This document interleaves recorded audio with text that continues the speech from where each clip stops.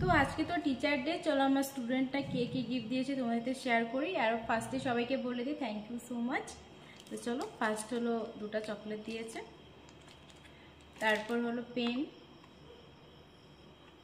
তারপর হলো এই গিফটটা অনেকটা সুন্দর, দেখো ইয়াররিংস আছে, অ্যান্ড এগুলো নিজের হাতেও বানিয়েছে। তো এখানে হ্যাপি টিচার ডে করা আছে, অনেকটা ভালো লেগেছে আমার, থ্যাংক ইউ।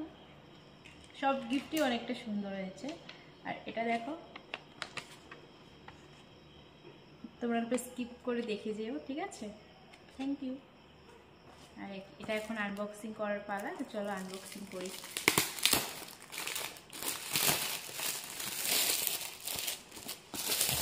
একটা ওয়াটার বোতল দিয়েছে,